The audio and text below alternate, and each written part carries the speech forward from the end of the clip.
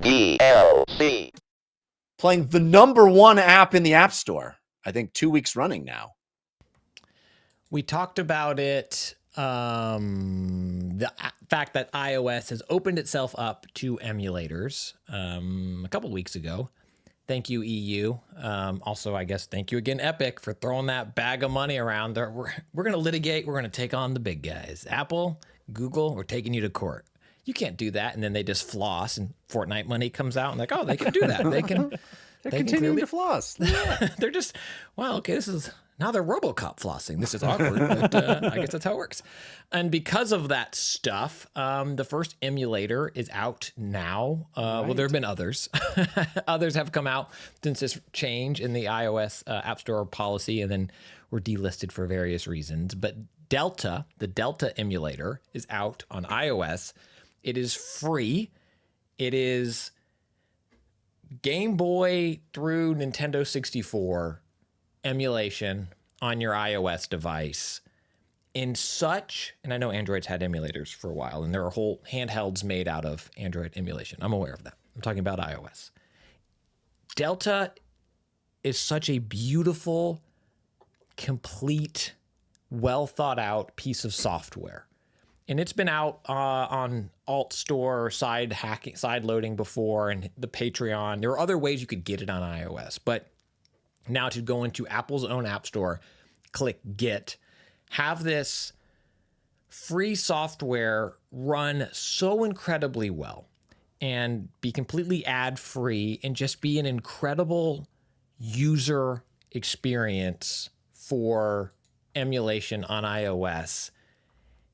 It feels like a major shift, even bigger than what Epic is trying to accomplish or what EU and antitrust regulations are trying to accomplish, just in terms of the floodgates being open for proof in the demand. And I don't know if it's because of Apple regulations before that made it too difficult for Nintendo to put the retro Switch Online free games on iOS devices as like a perk or something like that. But I mean, this Delta software, it runs so flawlessly. And when you play in portrait mode, it has, and you can change all this, you can customize all of this, but it has skins from the device you're playing. So it will show like the bottom, I'll show mine, but you can look it up. It like looks like a Game Boy, you know, it's there, ready to go, ready to play. Then if you turn it horizontal, it gives you the screen, the buttons on screen. You can change the opacity and change that. You can also change what this wrapper looks like. You can do a whole bunch of different custom things. If you open up a NES game, it looks like a NES controller.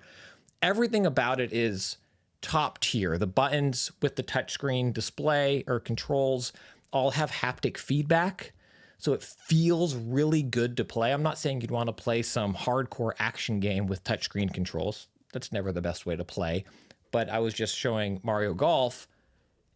Perfect way to play just on your phone with touchscreen controls. Pokemon, perfect to play slowly. It doesn't require, precision. But you can also slap a backbone onto your phone or any controller, connect any controller, and Delta knows you have a controller connected, and now you're playing with a controller, and you can AirPlay your game screen to a big screen, to your Apple TV or whatever, and Delta knows that you've AirPlayed it, and it takes just the video of the game to your screen and then leaves your controller, if it's a DS game, as the second screen. Oh, that's awesome. Which is awesome. Or if it's not, it's just a nice little controller wrapper that you don't need to use if you're using a controller. And it all just works so dang well. Again, 5-6-year-old piece of software that had been out in other ways to get on iOS, but to have it now just be, free software, it's incredible. And it has save states, rewind, fast forward. You can cheat codes that you can like load in or add. You can put it to do like a button hold. If something like requires a fast tap and you don't want to do that, you can go in and do that. It also has quick resume. Like if you come back, I don't know if this is true for every game, but you'll come back even without creating a save state. It'll be like, do you want to pick up where you were? You were just playing, Metroid Fusion or whatever. You want to pick up where you were? And it's like, wow, it feels like, Xbox Series S. And you can also play multiplayer. It's just absolutely incredible. How are you getting games on there? So that's a great question. People have asked me how I got a lot of my ROMs before, and I don't remember the little thing that I had because it was forever ago on like Windows 98 or whatever my dump is. But now there is a new one that I will share with people, GB Operator.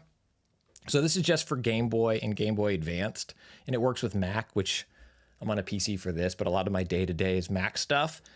And the GB Operator it's a little box that you put your card in, and it flashes it to your computer. So you can either then play it on your computer right then, or you can create the ROM and create the actual backup so you're not putting your cart in and out and getting that wear and tear. You can also transfer your battery saves from your cart to the computer.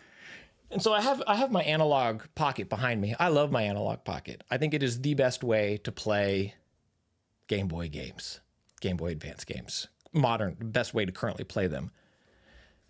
But my God, this is convenient.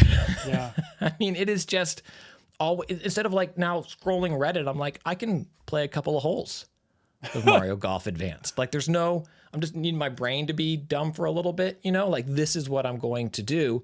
Yeah. And with the Backbone 1 version 2, it works with phones I have like just the thinnest Apple case on, but it works with your case on.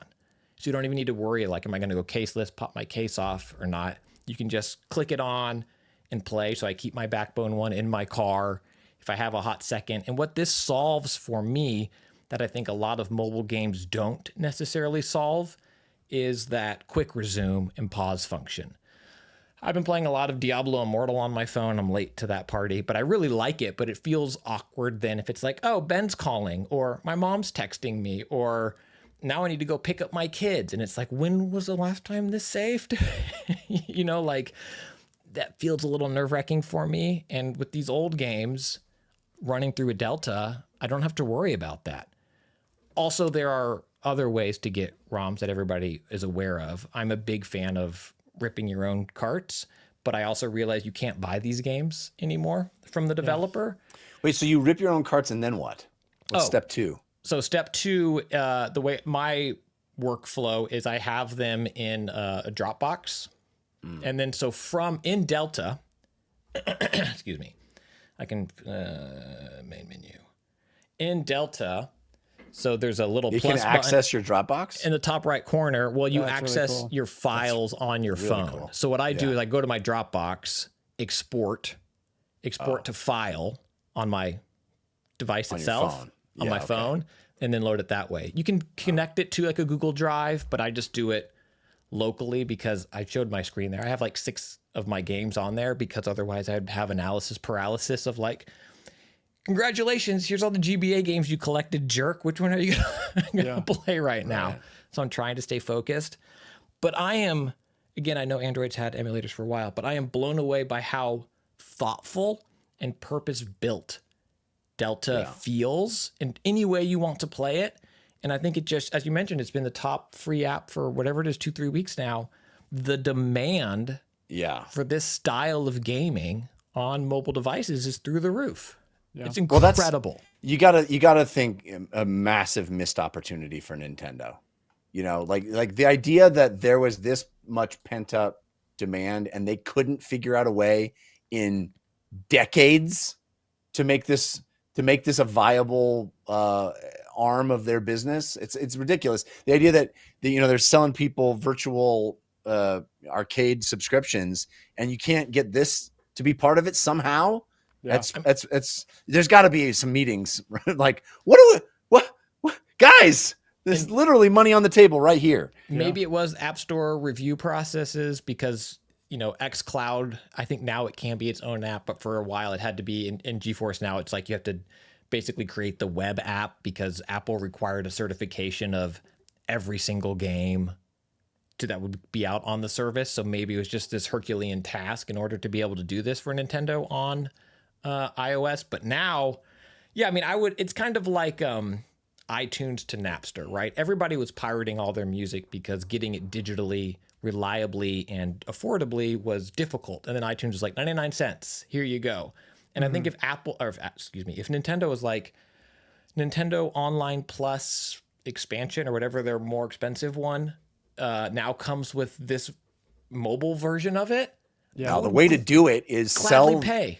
give the emulator, the official Nintendo app away for free, and sell the games a la carte in it. Like that's the way everybody wants it to be. Just let me buy the game I want. Right. Huh? But the other one, the subscription service keeps me hooked for longer. I guess, but I feel like it's a harder sell for me to sign up to a new subscription service than it is for me to go, oh, I'll play Mario Golf.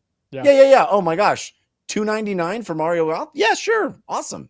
Yeah, or whatever. I mean, it's incredible. It's truly incredible and the haptic feedback for the on-screen controls are some of the best on-screen controls. Wow. Again, these are All right. simpler games, so it's not trying to be Call of Duty on my phone, which they've done a good job of, and people are really adept at that. I'm not.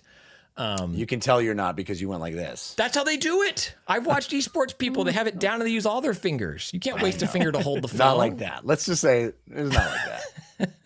Audio listeners, whatever you have in your head is accurate. And accurately portrayed. Nailed it. Thank you, Jeff, for chiming in. But it's the Delta app. It is free on iOS. There's no ads, no anything. It's incredible. My understanding is it loves to fly and it shows. And the other thing is the GB operator, which I have not personally tested, but the internet reviews are through the roof for it. And I had an old PC one that's essentially the same thing, which is a cart flash dumper. But this seems to work flawlessly with Mac OS, and people seem to love it. You can get the full audio version of this show by subscribing to the RSS feed, which you can find at dlcpod.com.